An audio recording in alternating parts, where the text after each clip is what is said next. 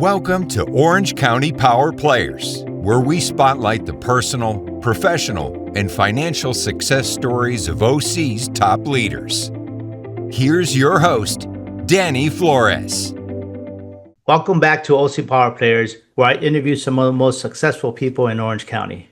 I'm Danny Flores, your host, and today's honored guest is Mel McGowan, zooming in from Ladera Ranch. Mel creatively leads Storyland Studios' unique multidisciplinary spatial storytelling practice, which integrates master planning, conceptual development, architecture, interior and production design, graphics, and wayfinding, and dimensional fabrication and installation. He combines his background in film and design with a decade-long stint at the Walt Disney Company to create a team synergy inspired by Disney's original Imagineers, designers, and fabricators. Mel is passionate about creating compelling experiences and immersive environments around the world. Post-Disney, he co-founded Visioneering and Plain Joe Studios, where he led multi-award-winning architectural teams and was named one of the top 25 influencers by OC Metro Magazine. Mel is the author of Design Intervention and an adjunct professor at CBU's College of Architecture, Visual Arts and Design. Mel is the host of the Themed Attraction Podcast, a show featuring interviews with themed entertainment innovators, past and present. Mel's experience and portfolio includes the renewal of Disneyland's resort, Morongo Casino, new urbanist towns and museums, and theme parks work across in the U.S., China, and Korea, as well as nonprofit cause-oriented projects in the Americas, Africa, Australia, Europe, and Asia. Mel currently sits in the Themed Entertainment Association, TEA's, Western Board of Directors, and was host of the Team Masters, speaking with legendary industry masters of their craft. In 2021, he was ranked in the Blue Loop 50 theme park influencer list. Wow, Mel, that's a mouthful. I think I need an elevator pitch. That's a lot. Where do we start? How did you get started and get in all of this? This is like really cool work. Oh man, I guess you could say in the genes. My dad worked at Disney, I'll start with two early memories. I was born in Saigon, Vietnam, so one of my earliest memories is bombs going off in Saigon. My dad was over there as a Vietnam vet. My mom was a Miss Saigon, Vietnamese immigrant. And the second early memory was coming back just after the fall of Saigon and visiting Disneyland, looking down the lights at Main Street, USA, where my dad, again, had been moonlighting. And those two jarring early memories, I think, fused kind of some weird wiring in my brain of kind of the world as it was versus the world as it could and should be. And so I've been kind of fixated on this quest of kind of trying to reimagine the world into kind of an idealized version of the way things could and should be, almost like a taste of heaven on earth. So that's the plan. So then you have these dreams of you're going to create this world as it should be. How do you move into that part where you start figuring out how to actually do this for a living? Well, like I said, lifelong journey. I mean, first time I was old enough to actually write and visit Disneyland. I got home and wrote a letter to Walt Disney Imagineering, which is the design group in charge of creating those Disney theme parks, and basically gave them, all of my free consulting, all the things they could add and needed to fix, and from cleaning up Space Mountain to making Tomorrowland more relevant, you name it. And of course, that's the ripe old age of 10 or 11 or something. And of course, I get back my cease and desist. Hey, we don't want your ideas. Stay in school, kid, which was actually pretty good advice. So I ended up, pursuing a film degree, graduating. I was, pursuing lots of different things. Thought I wanted to be a rock star for a brief stint there, signed to a label, but finished up the film degree, applied, got my first job at Disney while I was actually still in film school. they ended up paying my way to a grad degree at Oh, Cal nice. Poly, where I learned design at, I learned design at the scale of production design and scenes and sets and Right, costuming, right. cast, and story. But then I zoomed out to the level of urban planning and master planning and architecture and landscape Hmm. architecture.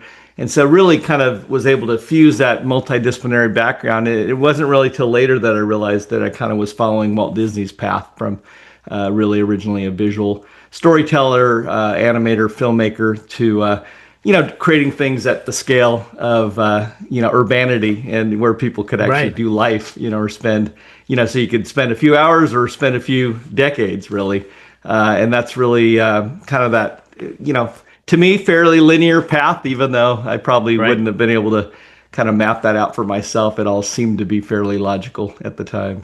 Right, right. And you're able to, so does that mean you were involved in planning communities, and neighborhoods, parks, that kind of stuff for Well, it communities? really cut my teeth again, coming right out of film school, working for Disney at the time that they were. I don't know how long you've been around Orange County, but mid '90s, I started at Disney 1999. The area around the original Disneyland Park in Anaheim was not exactly what it is today. Hmm. You had that original magical little park that a daddy designed for his daughters. That originally was only about 60 acres. Right. But you had the surrounding suburban sprawl, just within Anaheim. Anaheim had created this Anaheim Resort. Hmm. What do they used to call it? The commercial recreation zone.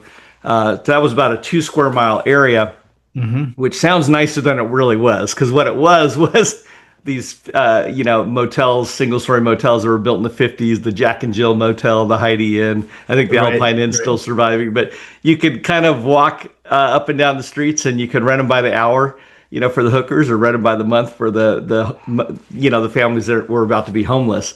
And Right. Right. so it really, I mean, Walt Disney himself called it a third-rate Las Vegas Strip. I mean, he was really disappointed Right. at the way the area had kind of developed around it. And that's the reason he bought the 45 square miles the size of San Francisco in Florida to have a second crack at the bat to do it right. But we had the challenge when I was at Disney of actually staying put and trying to clean up kind of our Hmm. context. And, if we were going to recapitalize in that original magical little park, we had to scale out, zoom out and scale up and Right. think Right. Right. about Right. the entire Disneyland Resort destination district, partner with the city, figure out how to create an Anaheim Resort Garden District surrounding the Hmm. Disney properties, and do all that without eminent domain. And so that was really kind of where I cut my teeth, where I really learned that fusion of storytelling at different scales of, how Right. to distill a big idea and have that stay true, whether you're just pulling off of a freeway and seeing your first bit of graphics or landscape architecture or signage to let you know you're stepping into from one reality into another reality, into Right. Right. the Right. 7 degrees of separation from the real world as you get deeper and deeper into something like Rise of the Resistance. So there's that the different layers of storytelling, from Interstate 5 to being in the middle of an Imperial Star Destroyer, Rise of the Right. Resistance. Right. There's different budgets that you get at different stages and different Right. stages. Right. No, no, you guys did, and thinking about it and kind of, knowing the area myself, and anybody else who's listening also knows the area, and envisioning, yes, getting out the freeway and how everything's changing. It was all created by design.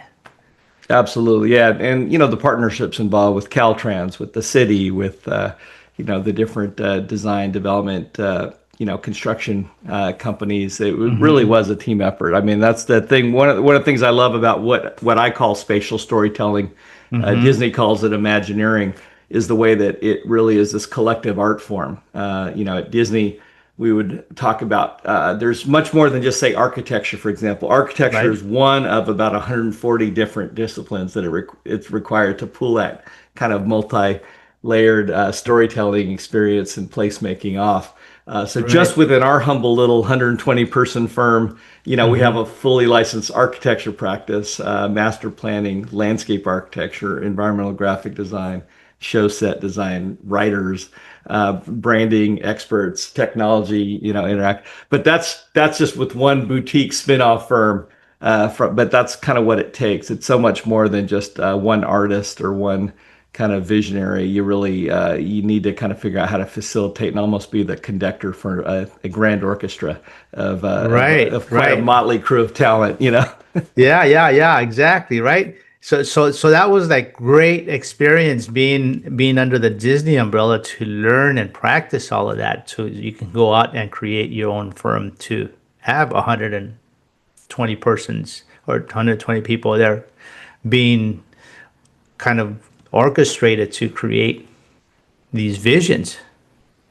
Yeah, it was a little bit of a learning curve, and we when we spun off wanted to start small. I had just left maybe a department of about 60 people at Disney. I thought, I'm just going to manage myself. This will be so refreshing to just not have to deal with any of the politics and overhead, and just be an independent consultant. And of course, to take on those bigger canvases, if you will, like the bigger projects, you generally just can't be one guy that needs a haircut and a fat pencil. You kind of need to start bringing on, again, partners and team members. And, again, I've just been blessed and honored by, and humbled really, by the men and women that have kind of joined me in this cause of telling stories that lift the spirit, around the world.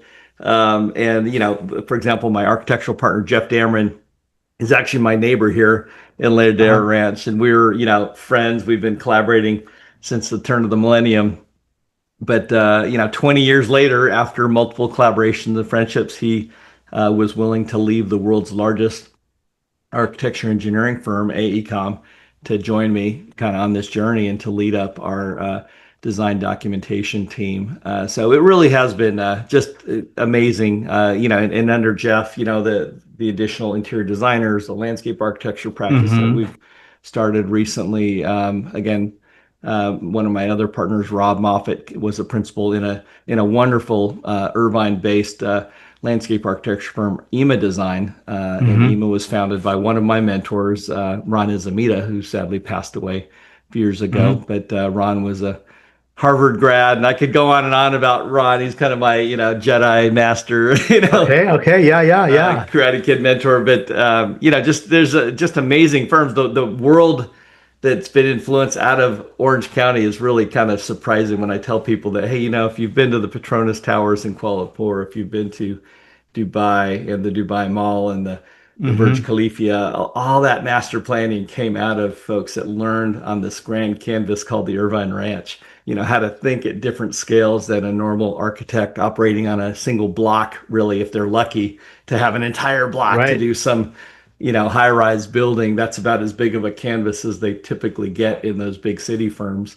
But, coming out of, one of the largest master planned habitats in human history, Orange County, it's kind of second nature for us to be able to apply, kind of our logic and thinking at the scale of 1,000 acres or 1,000 square feet. It really doesn't, anything in between. Right. It gives you this unlimited vision to create and co-create amazing places, and that's really cool. So if somebody is thinking of getting in the business and wants to have that type of experience, what would you say should be their path? Well, when I was a kid, I had no idea there was a business. If I did, I mean, I'm sitting here drawing theme parks and future cities all in my room when I'm 12 years old, just thinking I'm a total weirdo geek.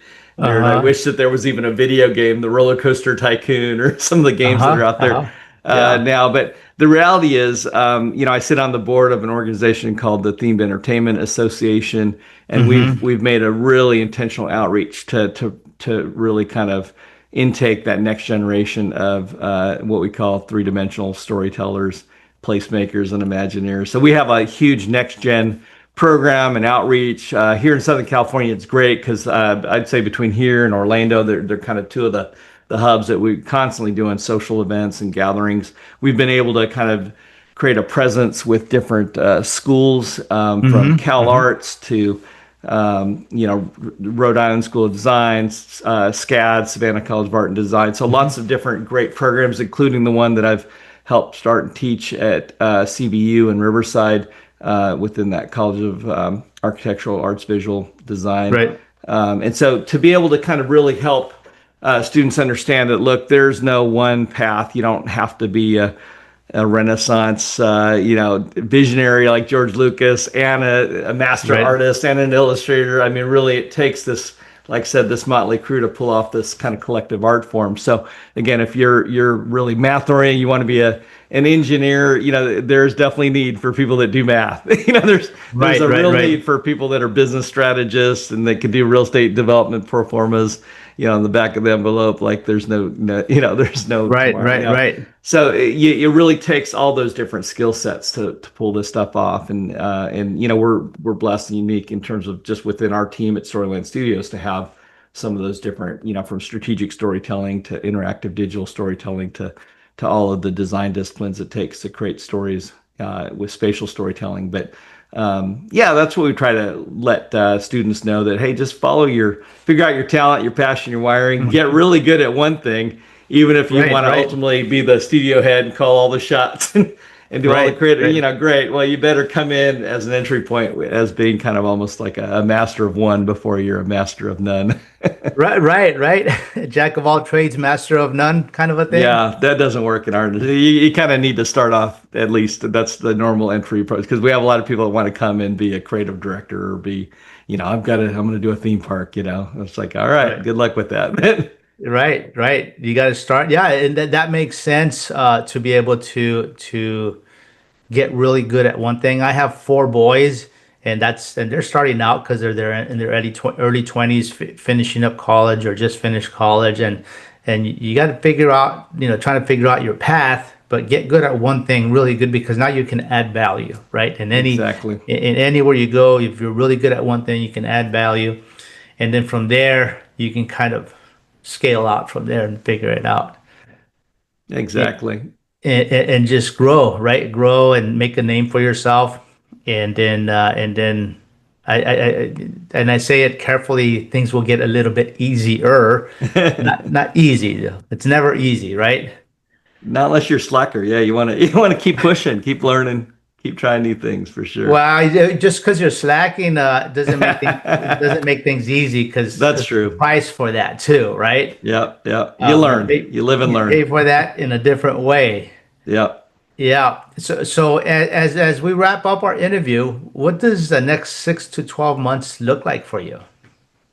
For me, that we've been crazy busy in places like the Kingdom of Saudi Arabia, the Red Sea, taking the craft of becoming one of the top non-Disney, non-Universal experience design development companies in the world. I think the new thing for us that we're thrilled with is the application beyond the gates, the pearly gates of gated themed Disney branded environments, the application to the real world that we all do life in, right? We're doing our first hospital right now outside of Oklahoma City. Again, we've done a number of master plan communities around the world.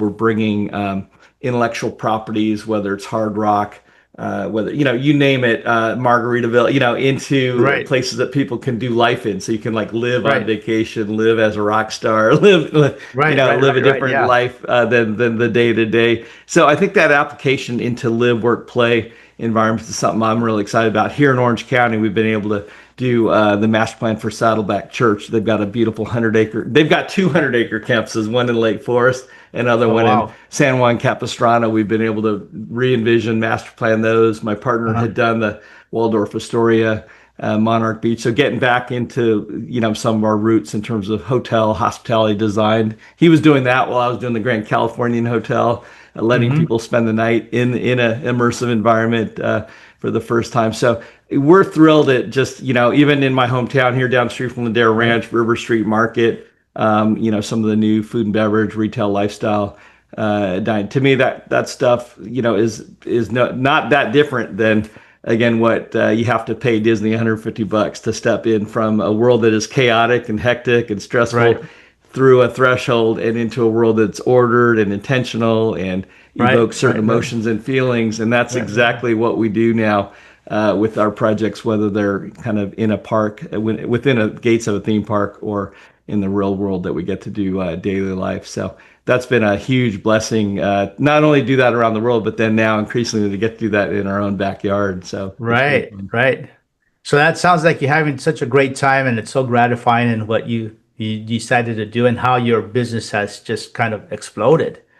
I don't think. Oh, I feel like I won the lottery for sure. Just get Yeah. to play in a big God-sized sandbox. So yeah, that's Yeah, awesome. yeah. I mean, that's all. I mean, it started out like you said initially. You just thought you're going to be a one-man consultant, and look at you now, having fun in the world. Yeah, I think that's kind of a thing. At some point, you got to face the facts. I could be a slacker, or I could, there's a lot. I like to envision myself as this independent artist, like sit in a room drawing or strumming my guitar. But the reality is, if God's giving you some, something, for example, leadership gifting, you kind of, you feel irresponsible, like not stewarding that well, ultimately, to be able to, it's not just a necessity. It is really kind of a blessing and responsibility Right. to kind of raise But up that isn't next it- generation. Isn't it something that's inside that even if you try to ignore it, it just kind of pulls you in that direction, right? That's Just kind of what automatic- happened with me. Yeah. I kind of Yeah. was like, okay, I'm going to turn this off. And it's like, all right. Yeah, you Okay. can't. You can't. It's like we're all blessed with a gift, and the gift will not leave us alone till we actually unravel it and put it to use. Exactly. Yeah. And sometimes it helps finding great partners. So Oh, for 100%. myself, yeah. I mean, my brother actually is one of my partners. So we had separate career paths for years, and he's off in the technology sector doing kind of this Pixar kind of stuff. He's got Right, this right. ozone technology that's revolutionizing animation and computer graphics. But to be able to kind of come together, Bring it and, together, right? yeah, No, complement that's each very other is cool. great. So, well, thanks so much, Mel, for sharing your story and your insights, and congratulations on your success. If somebody's listening to us and they'd like to get a hold of you, how can they do that? Oh, yeah. Feel free to reach out. Our website, storylandstudios.com. You can certainly catch me, Mel, at storylandstudios.com. Spend a little bit of time on Instagram. My Instagram handle's at Visioneer, Visioneer. But yeah, love to connect, and especially love doing that in Orange County versus the sands of Arabia. So Right. Much easier here. Very Exactly. good. Well, once again, thanks so much for coming on the show and sharing your insights. And Anytime. to our audience, please follow us on ocpowerplayers.com. Thanks so much. Thanks, Danny. Thanks for listening to Orange County Power Players. Want to share your success story? Apply to be a guest at ocpowerplayers.com/guest.